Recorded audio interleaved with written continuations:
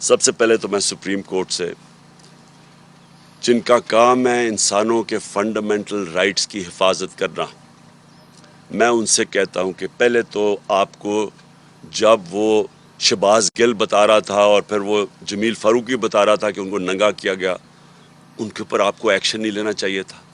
اور اب مجھے بتائیں کہ ملک کے سینٹ کو 75 سال نانا اور دادا اس سے یہ کیا گیا، کیا یہ سپریم کورٹ کی کوئی ذمہ داری نہیں ہے انسانوں کے فنڈامنٹل رائٹس کو پروٹیکٹ کرنا؟ ہم نے یہ اس کے علاوہ فیصلہ کیا. ہم پنجاب اور پختونخوا کی اسمبلی کے اسپیشل سیشن کال کریں گے اس ایشو کے اوپر. دوسرا، ہمارے سینیٹرز سپریم کورٹ میں پٹیشن فائل کریں گے.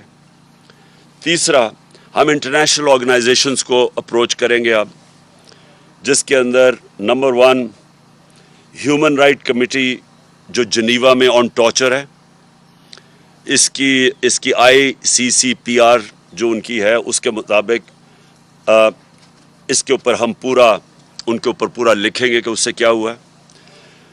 یونائٹڈ نیشنز کا جو اسپیشل ریپورٹر ہے ٹارچر کے اوپر، اس کے پاس ہم بھیج رہے ہیں. یہ یورپین یونین کے ہیومن رائٹس کا جو اسپیشل ریپرزینٹیٹیو ہے ان کے پاس ہم یہ بھیج رہے ہیں ساری ڈیٹیلز.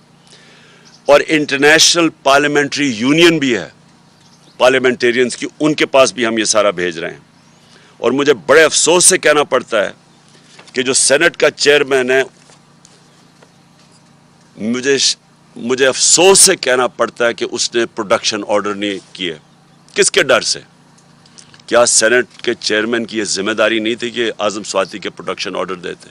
کس سے ڈرے ہوئے تھے وہ؟ اور میں آخر میں، جو آدمی ذمہ دار ہے اس کا، مجھے پتہ ہے کہ جب سے ایک آدمی کی پوسٹنگ ہوئی ہے اسلام آباد میں اس طرح کی چیزیں ہونی شروع ہو گئی ہیں. یہ جو سارے تشدد کے کیس ہیں جب سے وہ یہاں آیا تب سے ہوا ہے. اس کے خلاف ایکشن لینا چاہیے.